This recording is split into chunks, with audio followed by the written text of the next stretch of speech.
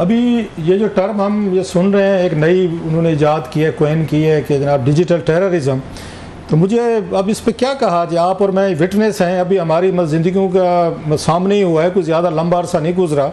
उस वक्त बड़े फ़ख्र से माजी में एक वो DGISPR साहब थे, वो इसको बड़ा प्राउडली इसको ओन भी करते थे, इन तमाम चीज़ों को जो डिजिटल थी या ट्विटर था, सोशल मीडिया। बल्कि एक उन्होंने टर्म उस वक्त भी निकाली थी, उसका नाम था, आपको याद होगा, वो कहते हैं 5th जनरेशन वार। वो कहते जनाब ये 5th जनरेशन वार है, अब ये इस पे कीबोर्ड वॉरियर्स हम पैदा करेंगे। अब दुनिया के साथ जो लड़ाई होनी है ना, वो कोई जंगें नहीं होनी, तोपें गन्ने बम F-16 वो नहीं चलाने, अब हमने कीबोर्ड वॉरियर्स चलाने हैं, वो लॉन्च करेंगे। और लॉन्च किए गए सर। अब कहा जाता है नहीं जनाब ये तो डिजिटल दहशतगर्द हैं। ये हमारी आंखों के सामने हुआ, 4-5 कोई 6-7 सालों की बात है सर।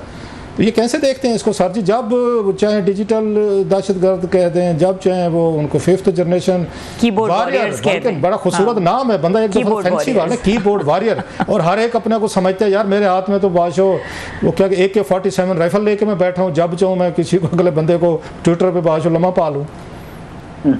ये बिल्कुल आप ठीक कह रहे हैं। आई थिंक ये सम अप करता है कि पाकिस्तान की रियासत के जो हालात हैं, और आज अगर हम मुश्किलात से दो चार हैं तो यही वजह है कि हमने खुद ऐसे पौधे लगाए और तवक्को ये की कि ये पौधे बड़े होकर दरख्त बनेंगे और इनकी छांव में हम बैठेंगे या ये फलदार दरख्त होंगे, लेकिन उस पर हमें कांटे ही मिले।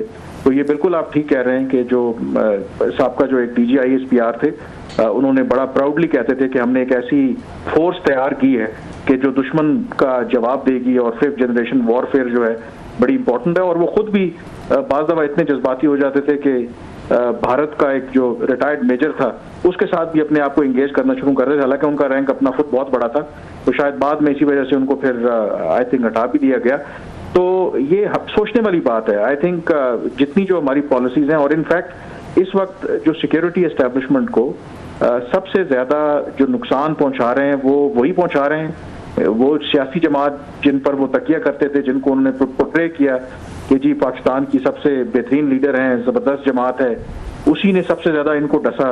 फिर हमारे अपने मीडिया के अंदर जिन सहाफ़ियों के ऊपर एस्टेब्लिशमेंट ने तकिया किया, उनको बैकग्राउंड ब्रीफिंग्स देते थे, उनको पूरी फाइल्स दिखाते थे, वही उन लोगों के खिलाफ हुए। और ना सिर्फ वो, बल्कि जो उनके अपने जो रिटायर्ड जर्नैल हैं, जो अब बहुत कम नज़र आते हैं, वो जो फौज के गुण गाया करते थे, इवन जब ये दरार पैदा हुई तहरीक इंसाफ और एस्टेब्लिशमेंट के दरमियान, तो उन्होंने तहरीक इंसाफ और इमरान खान का साथ दिया। तो आई थिंक जहां हम ये, इसमें कोई शक नहीं है कि इस वक्त हमें सिक्योरिटी चैलेंज का सामना है। दहशतगर्दी बिल्कुल ना सिर्फ सर उठा रही है, उठा चुकी है, but at the same time हमें ये भी सोचना चाहिए, रिफ्लेक्ट भी करना चाहिए कि आखिर बार बार हम एक ही जगह पे आके क्यों खड़े हो जाते हैं। तो उस सोच को भी बदलने की जरूरत है। और आज जिस डिजिटल टेररिज्म की बात कर रहे हैं DGISPR साहब, उसकी बुनियाद उनके प्रीडिसेसर ने ही रखी थी। उन्होंने ही रास्ता दिखाया था कि आपने अपने मुखालफिन को कैसे रन डाउन करना है।